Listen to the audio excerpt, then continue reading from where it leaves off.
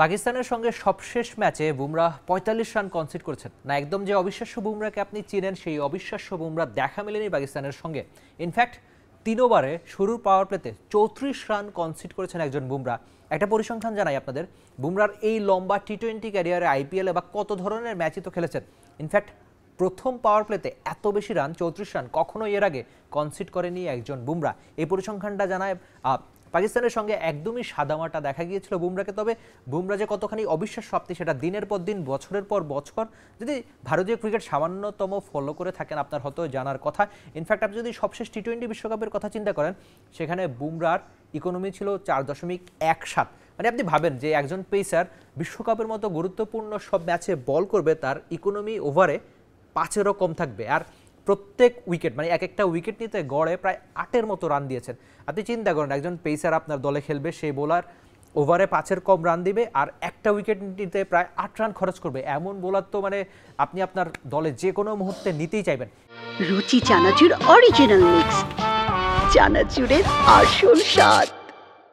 এই পরিসংখ্যানটা জানায় যে সবশেষ টি-20 বিশ্বকাপ ভারত জিতেছিল, সেখানে সবচেয়ে গুরুত্বপূর্ণ অবদান কিন্তু এই বুমরাহ। আর ফাইনালে যখন সাউথ আফ্রিকা অনেকখানি জেতার পর্যায়ে ছিল, কিংবা ভারত পাকিস্তানের সেই গুরুত্বপূর্ণ ম্যাচ, সেখানে যখনই দরকার ছিল তখনই কিন্তু এই বুমরাহ ভারতকে উইকেট এনে দিয়েছিল। আর সঙ্গে আরেকটা ব্যাপার, বড় ম্যাচের প্লেয়ার তিনি সবসময়।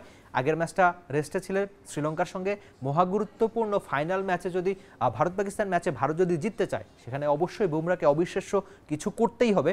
আর সবসময় পাকিস্তানের বিপক্ষে পারফরমেন্স করতে পছন্দ করেন, যেটা আমি আগেও বলেছি যে বড় মঞ্চের ক্রিকেটার তিনি।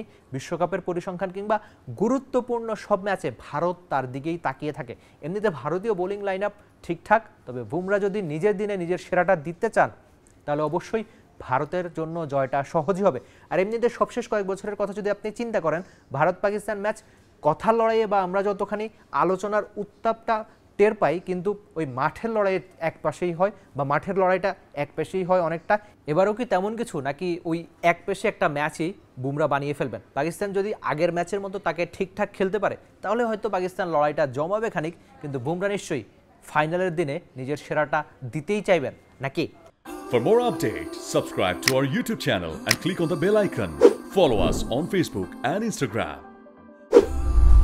Download T-Sports app to enjoy exciting games and highlights. Visit tsports.com.